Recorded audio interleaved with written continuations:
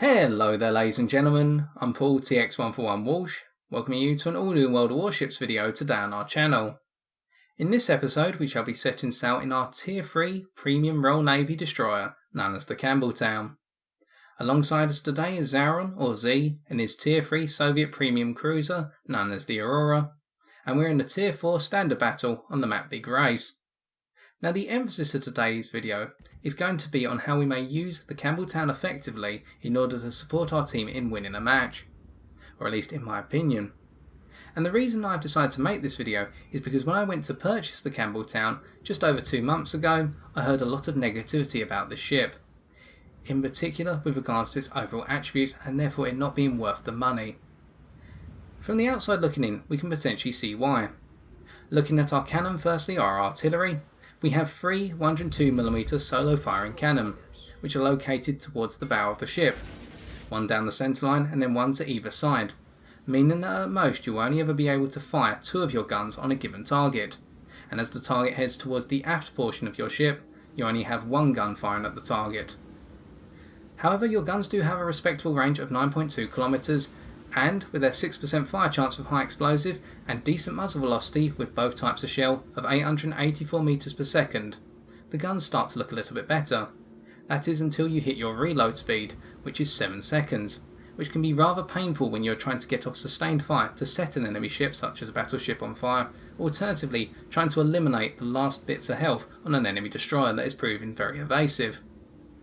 On top of this, when we look towards our torpedoes, we can see a mixed cloud once again, whereby we have the best torpedoes technically at our tier for a destroyer, being able to do with maximum damage 11,967.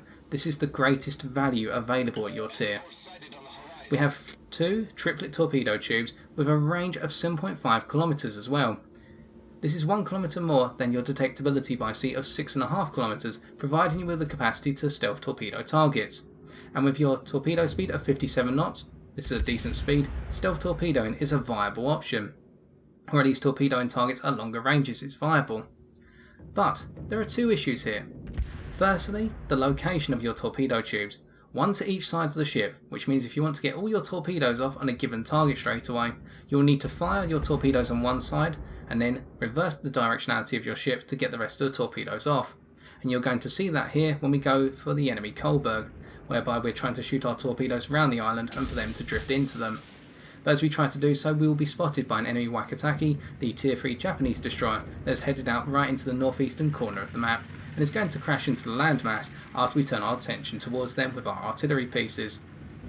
But in the meantime, as we try to make our way away from the Kohlberg in our failed torpedo attempt, the other weakness of our torpedo tubes, as well as we should actually point out their asymmetrical distribution, whereby the port side torpedo tube is more towards the bow of the ship than the aft facing starboard torpedo tubes, is the fact that your torpedo tubes have a reload time of over 60 seconds. I believe it is roughly 62 seconds, but do not quote me on that.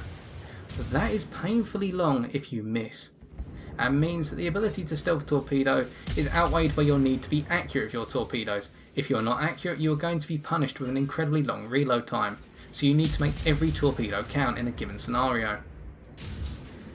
And with the asymmetric torpedo distribution, making every torpedo count can be a little bit difficult. Just coming to that very quickly, especially in those situations where a ship may be in close range and you cannot get off your torpedoes as easily because of their positioning. But we digress.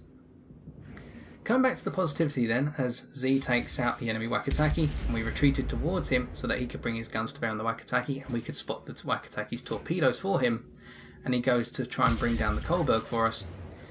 There are some positives in terms of the ship's maneuverability, whereby the ship's top speed is 35 knots as standard, the second best in class at your tier, falling only 0.5 knots short of the Wakataki's top speed of 35.5 knots. And your rudder shift time of 2.7 seconds means that you do have the ability to change directionality on the fly quite nicely and dodge fire at medium to long range, or even at close range, as we will see a little bit later. So therefore we have 3 main characteristics that play to our hand, whereby we have great overall manoeuvrability and top speed. We have absolutely devastating torpedoes with decent top speed, and we have the guns to bring down little bits of health on our opponents if needs be. So we can take out crippled ships, we can mess enemy ships up at close range, in particular with torpedoes, whether they be battleships, carriers, cruisers or destroyers. and we have the speed to get into and out of the fight. And as we go to stealth torpedo our South Carolina here, notice how the enemy fleet that is headed towards the northeastern corner of the map is forming up quite a close box formation. 2 Wyomings, 1 South Carolina, 1 Izuchi and 1 Karlsruhe, the Karlsruhe heading the other way. I heading southwards through the centre of the map. We failed to stealth torpedo the South Carolina simply because we deployed our smoke screen, and the South Carolina would therefore be aware of the fact that we're trying to stealth torpedo them, or at least a destroyer was trying to torpedo something in their general vicinity. Now the South Carolina may have already been making their manoeuvre, we do not have the ability to see that at this position. But we can see here how we can use our artillery pieces to bring down the remaining health of crippled ships. We take off 93 health from a crippled Wyoming, essentially taking the kill from our teammates, but a ship dead is a few less guns on target, and we make our way forward. Fortunately, setting the South Carolina on fire as they make their way southwards between the islands.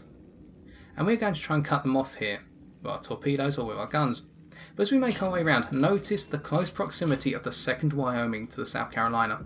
Now the South Carolina is crippled, so why would we want to waste our torpedo tubes on the South Carolina? And we'd consider firing off our torpedoes, but then realise with our long reload time we need to make our torpedoes count. So let's go for the Wyoming. The South Carolina can be finished off by our teammates, even if we are taking some secondary fire. So we fire off 1 set of torpedoes against the Wyoming before changing our directionality, reversing it so we can get off the other set. We have 8,900 health, we can take some secondary fire, and the enemy Wyoming and the enemy Izuchi at the moment, and the South Carolina, which is about to be dispatched, are all focused on the rest of our fleet, so they're on taking out the South Carolina. It means we can make 3 torpedoes connect straight away on the Wyoming as they go to turn potentially in. We take them out with the rest of our torpedoes. 6 of 6 hit the target, and we can see how we eviscerated that Wyoming with our torpedoes, their power really coming to bear. Now in the meantime, the enemy Izuchi, which is quite close to us, is still focused on our friendly Miyogi, which has beached itself up in the northeastern corner on the landmass up in that region.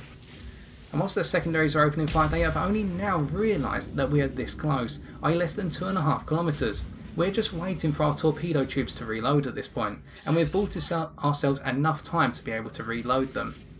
We continue to make our way in at this point, noticing the Izuchi trying to turn away, and we believe they're going to be fully committed to reversing their directionality 180 degrees, so we fire some torpedoes to their port side. But they decide to change their directionality back towards starboard once more, so we decide to go in with our torpedo tubes that are closer to the Izuchi, and that is why we held them back. They were still reloading, but we made sure not to fire them off in case the Izuchi did this and headed towards the edge of the map. And now that Izuchi is going to hit the map border, we get ready to open fire and send away our remaining torpedoes, and these are all going to hit on a tight spread. We now use our rudder shift to turn in towards the Izuchi as they bring their guns to bear. We do not want to get hit by multiple cannon shells, and they open up with high explosive or armour piercing. Actually appears to be armour piercing, and hit with 2 armour piercing shells by looks of things for 1,400 damage, and we knock them out in the process with a little bit of assistance from our teammates. Unfortunately, despite taking out their Izuchi, our friendly Miyogi hit us with one of their armour piercing shells, going below the waterline, doing a lot of damage to our ship, which means we are now left on 323 health. We would have been left on approximately 1,500 to 2,000 health if that had not happened, so we cannot complain too much. It is an unfortunate incident. We make our way towards the enemy Hosha, and we're going to continue our momentum here. Although we are going to be a little bit more hesitant now that an enemy Wyoming has been spotted in the distance, as if the Wyoming even grazes us with an armour piercing shell, i.e. overpenetrates, we are going to be dead. And with the Hosho having some secondaries, we do not want to get too close, or at least we believe it has secondaries. So we fire a set of torpedoes wide, we fire a set of torpedoes tight, both to either side of the ship in case they decide to rush forward or reverse. We're trying to trap them between our torpedoes, but interestingly enough they're just sitting there at the moment, so they're going to dodge all of our torpedoes, as you're going to see very shortly. So we continue to open fire with high explosive, trying to set the deck on fire so that way the planes cannot take off or land, just to try and prevent them from sending a set of torpedo bombs or dive bombers towards us. And now the Hosho is opening up the throttle, and they actually appear to be reversing at the moment, and then they're going to be heading forward very shortly. It is very difficult to tell without a set of smokestacks, and to look for the smoke coming out the side of the ship. Torpedo bombers take off, and we decide with our torpedoes ready to reload on our starboard side to fire off a set wide to try and trap the Hosho with a single torpedo rather than committing all of our torpedoes into a very singular, very narrow region. And we put up our smoke screen here so that the torpedo bombs cannot be directed onto our ship. They'd have to guess where we are. and one of our torpedoes does strike the rear of the Hosho, causing flooding, and with our teammates putting in some additional shells and we are putting in some additional high explosive, we're going to see that the Hosho will fall to our flooding, securing our 4th and final kill and the victory. So it's now time to take a look at the post-game stats. Well, that match built up to a rather violent ending, and for the victory we picked up 220,295 silver credits, 2,270 experience, and 114 free experience. We picked up a single award, being a devastating strike award for destroying an enemy ship with a single artillery salvo, torpedo salvo, or aircraft by causing damage to over 50% of the destroyed ship's normal health pool. In terms of our battle performance, we dealt out in total 87,810 damage, consisting of 28 hits for our artillery batteries, 9 torpedo hits, 2 incapacitations, 4 enemy ships destroyed, 1 fire set, and 6 floods caused. Looking at the team scores, we can see how we came first in terms of base experience earned, although not by too significant a margin.